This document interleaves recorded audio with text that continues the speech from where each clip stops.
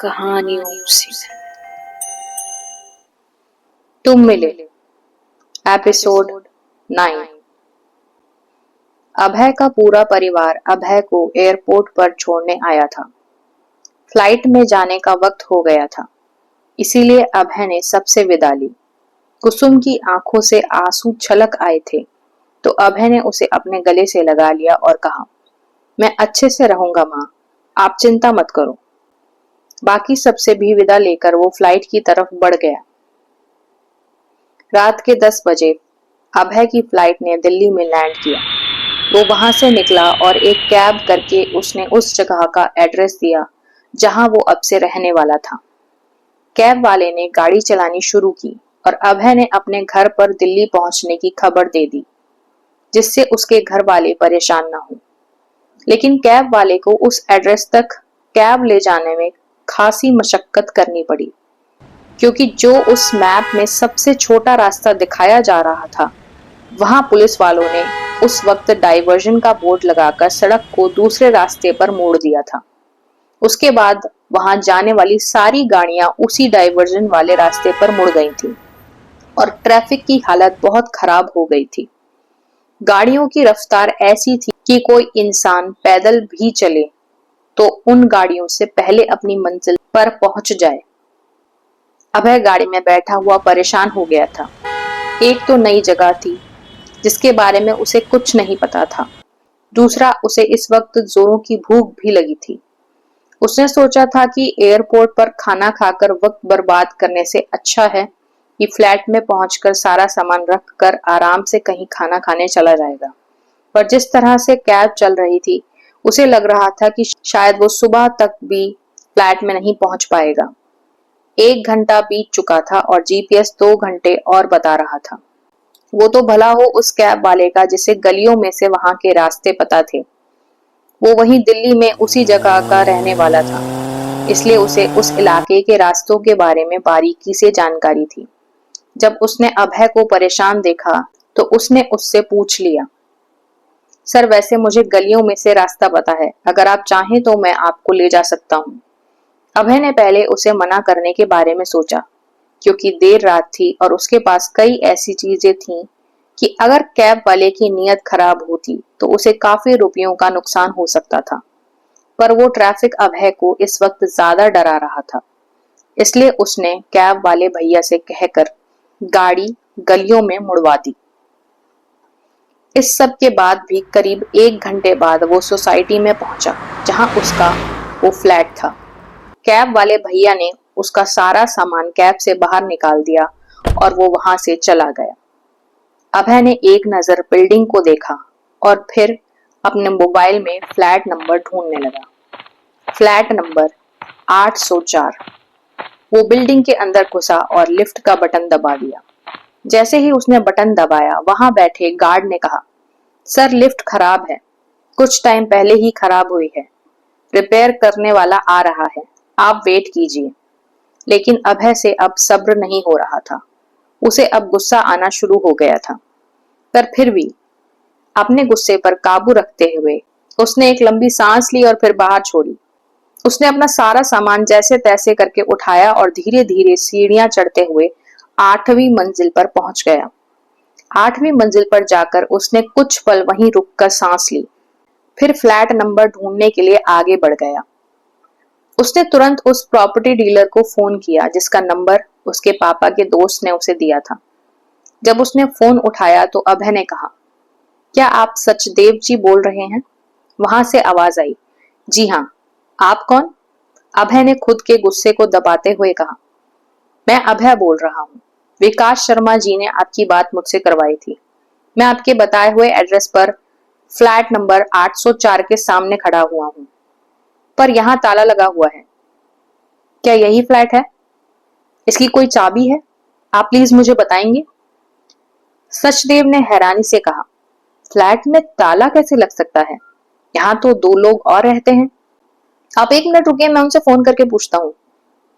ये कहकर सचदेव ने फोन काट दिया। अभय उसके फोन का इंतजार करने लगा, जो इस वक्त उसे बहुत बुरा लग रहा था। करीब 5 मिनट बाद उसका फोन आया। अभय ने तुरंत फोन उठाया और कहा, जी सचदेव जी, बोलिए। सचदेव ने कहा, सॉरी सर, पर वो दो लड़के जो यहाँ रहते थे वो लॉन्ग वीकेंड होने की वजह से कहीं बाहर घूमने चले गए हैं, तो इसलिए फ्लैट लॉक्ड है। अभय ने गुस्से में कहा, ठीक है तो मैं लॉक तोड़ देता हूँ। सचदेव ने कहा, अरे नहीं नहीं सर, ऐसे कैसे लॉक तोड़ सकते हैं? उन दो लड़कों का सारा सामान रखा हुआ है वहां, और फिर ताला तो मेरा लगा हुआ है, नुकसान मेरा होगा। अभय ने गुस्से में कहा, सचदेव जी, आपको अपने ताले की पड़ी है?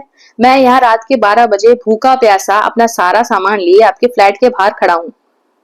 मैं आपको नया ताला खरीद कर दे दूंगा, आप फिलहाल मुझे फ्लैट में जाने दीजिए।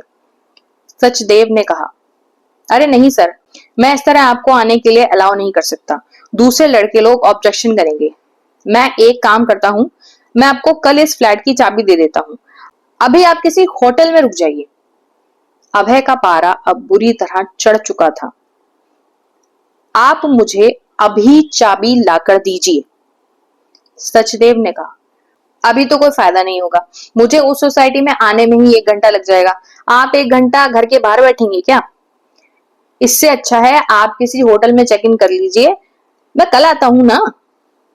अभय को सचदेव के ऊपर बहुत ज्यादा गुस्सा आ रहा था, इतना कि अगर वो सामने होता तो शायद अभय के हाथ से वो पिट भी जाता।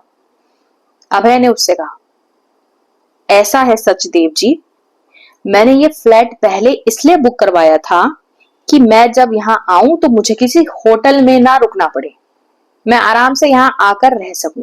लेकिन आपने वैसा होने नहीं दिया, तो मुझे अगर होटल में ही रहना है तो मैं इस घटिया से फ्लैट में रहकर क्यों कंप्रोमाइज करूंगा?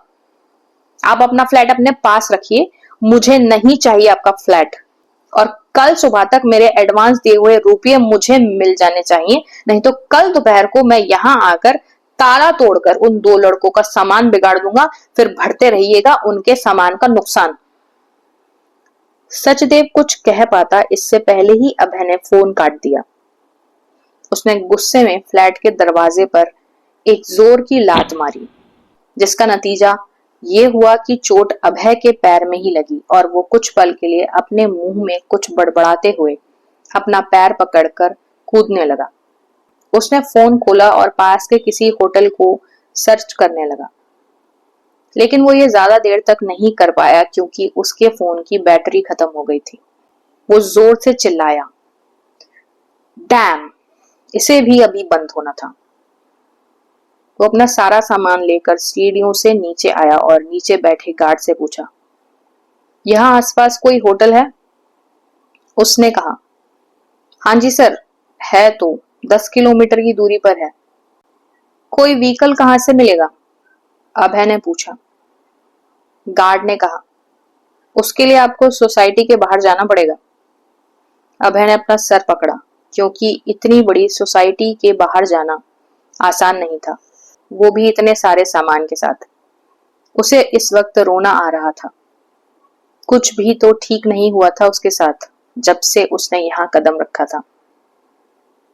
जब उसे कुछ नहीं सूझा तो वो अपना सारा सामान लेकर उसी बिल्डिंग के बाहर पड़ी एक बेंच पर बैठ गया और सोसाइटी से बाहर निकलने के लिए हिम्मत जुटाने लगा। 15-20 मिनट बाद उसे एक ऑटो उसकी तरफ आता हुआ दिखाई दिया। उसकी जान में जान आई। उसे लगा कि चलो उसे अब ये सारा सामान लेकर बाहर नहीं जाना पड़ेगा। जैसे ही ऑटो रुका, उसने ऑटो वाले से बात करना शुरू कर दिया। उसे इतना भी सब्र नहीं था कि जो शख्स ऑटो से उतरा है वो ऑटो वाले को पैसे भी दे दे। अभय ने ऑटो वाले से कहा, भैया यहाँ कोई अच्छा होटल है तो मुझे वहां तक जाना है, आपको कोई होटल पता है क्या? ऑटो वाले ने कहा, 2 मिनट भाई साहब, और उसने अपनी सवारी से पैसे ले लिए।